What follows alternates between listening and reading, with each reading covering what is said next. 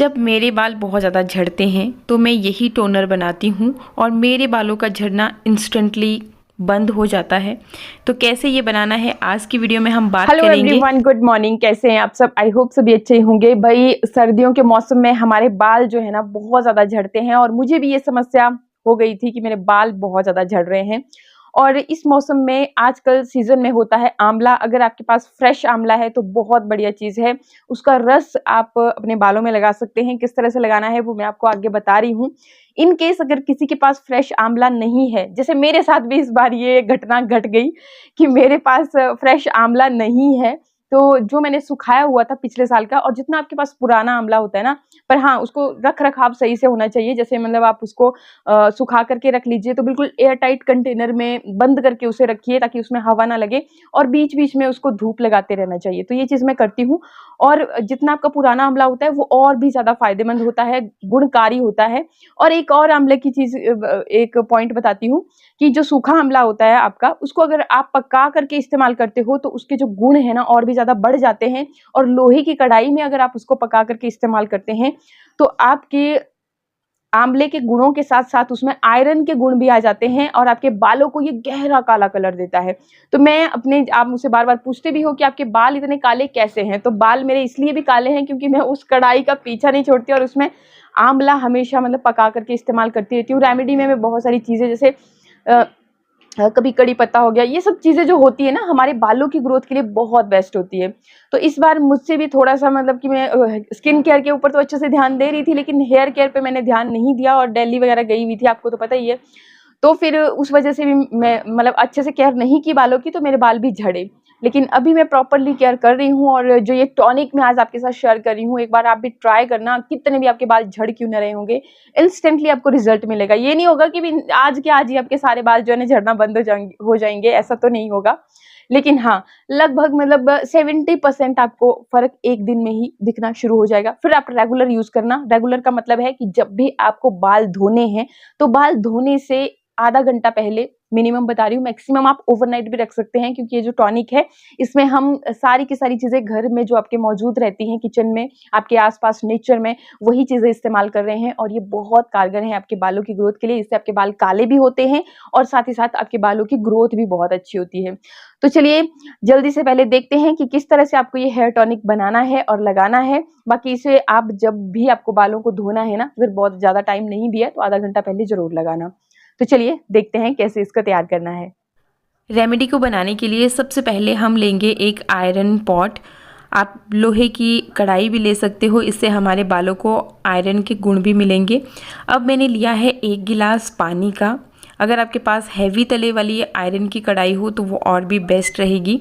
तो जो भी अवेलेबल है वो आप लीजिएगा। बाकी क्वांटिटी को आप कम या ज़्यादा अपने हिसाब से बना सकते हैं। और अब मैंने यहाँ पे लिया है आंवला, सूखा आंवला, जैसा कि वीडियो में मैंने पहले जिक्र किया है। तो ये मैंने खुद से सुखाया हुआ है और टाइम टू टाइम इसे धूप लगाती रहती हूँ, तो ये बिल्कुल भी ख़राब नहीं होता है। तो यहाँ पर ये मैंने लगभग 3 चम्मच के करीब मैं आंवला यहाँ पे लूँगी। इन केस अगर आपके पास इस तरह का, क्योंकि सबके पास खुद से सुखाया हुआ आंवला नहीं होगा, तो आप इसे जहाँ पे आयुर्वेद वाली शॉप होती है ना, जो आयुर्वेद वाली चीज़ें मिलती हैं, वहाँ से भी ये ला सकते हो। बाकी इन केस अगर ना हो, पाउडर फॉर्म आप ले रहे हो, तो आप लगभग 4 से 5 चम्मच लोगे, क्योंकि वो प्योर नहीं होता। ये नेक्स्ट जो मैं ले रही हूँ ये है नींबू के छिलके, जिन्हें मैंने सुखा के रख लिया था, स्टोर करके रख लेती हूँ मैं। तो इसे भी जितना टाइम आप चाहें उतना स्टोर करके रख सकते हैं, बीच बीच में धूप लगाते रहें तो ये बिल्कुल भी ख़राब नहीं होते हैं। नींबू का रस मैंने पहले निकाल दिया था और जो छिलके थे वो बहुत ज़्यादा गुणकारी होते हैं। विटामिन सी लगभग नींबू के कंपैरिजन में छिलके में 2 से 3 गुना ज़्यादा होती है, तो आप इसे इस्तेमाल कर सकते हैं। और नेक्स्ट मैं ये ले रही हूँ मीठी सौंफ। आप गूगल पे सर्च कीजिएगा, इसमें हर तरह के पोषक तत्व पाए जाते हैं। ये हमारे वेट लॉस के लिए भी बहुत ज़्यादा फ़ायदेमंद होती है, एंटीऑक्सीडेंट से भरपूर होती है, तो बालों के झड़ने को इंस्टेंटली रोकती है। तो यहाँ पर 1 चम्मच के करीब मैं ये मीठी सौंफ ले रही हूँ, जो हम चाय में इस्तेमाल करते हैं या फिर कभी मीठा हम बनाते हैं तो उसमें जो हम डालते हैं वही वाली। इसके बाद मैंने लिया है कड़ी पत्ता। इन केस अगर किसी के पास कड़ी पत्ता अवेलेबल ना हो या फिर ड्राई फॉर्म में हो तो आप उस तरह से भी ऐड कर सकते हैं। नेक्स्ट ये है अमरूद की पत्तियाँ। जी हाँ, आपके आसपास ज़रूर मिलेंगी आपको। तो 3 से 4 अमरूद की पत्तियाँ आपको लेनी है और इन्हें छोटा छोटा कट कर लीजिए और इन्हें भी इस रेमेडी में हम ऐड कर लेंगे। सारी चीज़ों को जब आपका पानी बॉईल हो रहा है ना, बस आप ऐड करते चलिए, क्योंकि जो आंवला है आपको काफ़ी देर तक उसे बॉईल करना होता है। ये है लौंग, इन्हें भी हम मीठे में भी इस्तेमाल करते हैं और बहुत फ़ायदेमंद ये चीज़ होती है, थोड़ा गर्म तासीर की होती है। तो 3 से 4 लौंग आपको लेने हैं, बहुत ज़्यादा नहीं लेने हैं। बालों की ग्रोथ के लिए ये बहुत ज़्यादा फ़ायदेमंद होते हैं।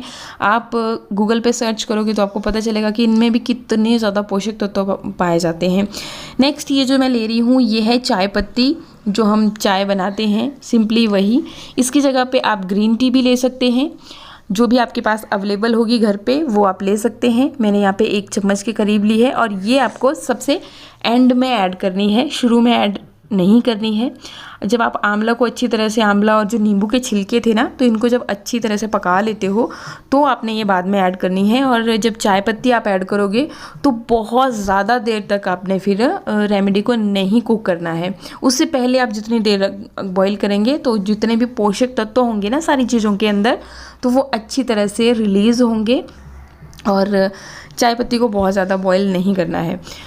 तो सारी चीज़ों को अच्छी तरह से आपने बॉईल होने के लिए छोड़ दिया। जैसे ही फिर आपको पता चला कि सारी चीज़ें बहुत अच्छी तरह से कुक हो चुकी हैं, तो गैस की फ्लेम को हम कर देंगे बंद और रेमेडी को हम थोड़ी देर साइड में भी आप रख सकते हो ताकि ये थोड़ी सी ठंडी हो जाए, या फिर आप गरम गरम भी छान सकते हो। थोड़ी देर रखोगे तो आयरन के गुण मिलेंगे, जैसे कि हमने इसको लोहे के बर्तन में ही पकाया है। तो और इसके बाद हम इसे फिर छलनी की मदद से छान लेंगे। तो इस तरह का ये लिक्विड आपके पास बन के रेडी होगा, जो देखने में काला होगा, बिल्कुल आपको गहरा काला ही नज़र आएगा, लेकिन जब आप स्पून से उठाओगे तो जैसे चाय पत्ती को बॉईल करते हैं उस तरह से।